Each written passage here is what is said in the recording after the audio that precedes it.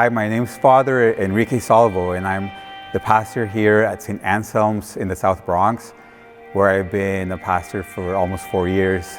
And I was very blessed to be invited to give a testimony on our Blessed Mother in this beautiful month of May. And I was thinking about how Mary has played such a role in my vocation, as she does with every priest and religious, and how every time we allow her to come into our vocation, into our life, she will.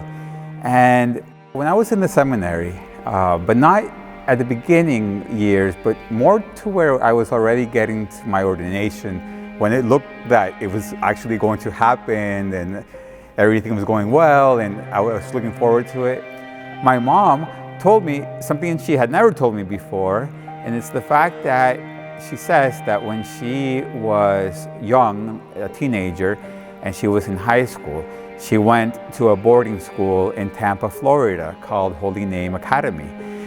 We're from Nicaragua, so she went to Tampa for boarding school and to learn English and so on. And she says that she would go to daily mass with the sisters and everything.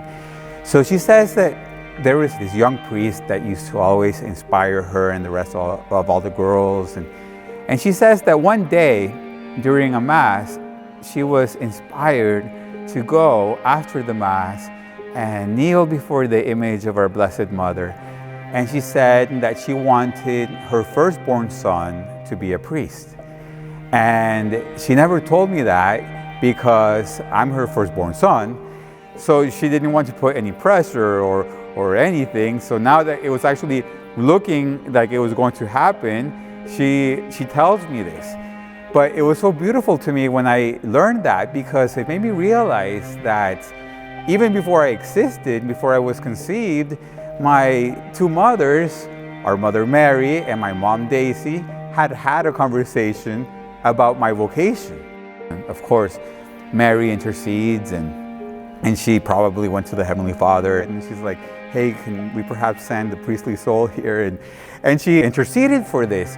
And so it was beautiful, because then a couple years later, I was ordained May 15th of 2010. And one of the most beautiful traditions is that on the day of your ordination, the moment that your hands are consecrated, so that remember that the hands of the priest are there to consecrate the Eucharist, to give absolution, blessings, and so it's also filled with oil, and the prayer of consecration is said. Then you take a cloth that's called a maniturgium, and it's like a hand cloth, and you dry the oil there, and so the oil remains there fragrant.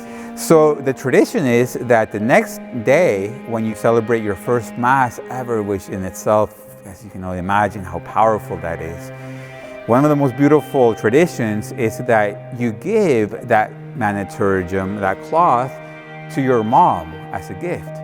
And the tradition is that when she dies, she will be buried with that in her hands. And the tradition goes that when she comes to the gates of heaven and Jesus asks her, what did you do for me? What did you give me during your lifetime? She's going to take the maniturgium and she's going to say, Jesus, I gave you a priest. I gave you a son that is a priest. And everything that entails, because it's a lot of sacrifice on behalf of a mother for that to even happen. And so it was beautiful when I gave my mom the maniturgium, because then she immediately took me to the altar of our Blessed Mother, where we both knelt and prayed, and she gave me back to Mary as a priest. So it was a beautiful full circle of the entire prayer. My mom asking Mary, then Mary saying yes, and helping me say yes, and to actually get ordained. And that was beautiful, so beautiful in itself. But years later, actually, though, there was another part that even confirmed this all the more. I was actually invited to go on a retreat in Tampa, and I'm thinking, well, I'm already in Tampa where all this happened, that it would be a beautiful thing to go back to that school and to this chapel and to celebrate a Mass of Thanksgiving, which I did. I planned it with the sisters. It was very moving. But when I got to the chapel, which had not changed since my mom had been there as a student, and all this time I had asked my mom if she remembered what image it was that she had prayed to, what image of our Blessed Mother, under what title. And she said she doesn't remember, she was a teenager at the time and so on.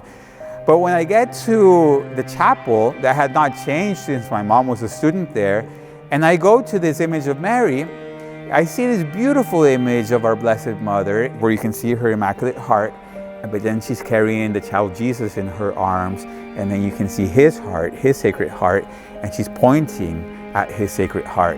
And to me, that was so powerful, because without me knowing anything whatsoever, at the day of my ordination, when we gave out holy cards, if you've ever been to a priestly first blessing, after you get a first blessing, you get a holy card in remembrance.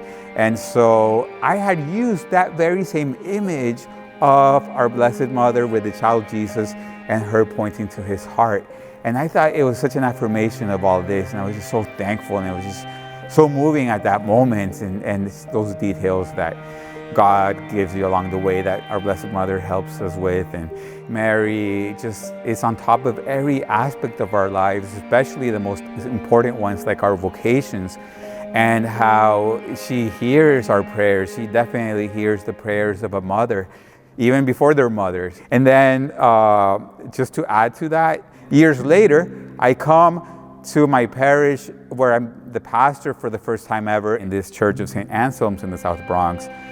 And when I come and, okay, this is my new mission, I look up at the dome, and there it was, that same image that had been, in this case in Tampa, in my prayer card, and now in the first place that I'm a pastor. So I thank Mary for that so much, and that prayer that she answered so long ago may continue being answered and helping me to become a priest for her to bring Jesus into the world.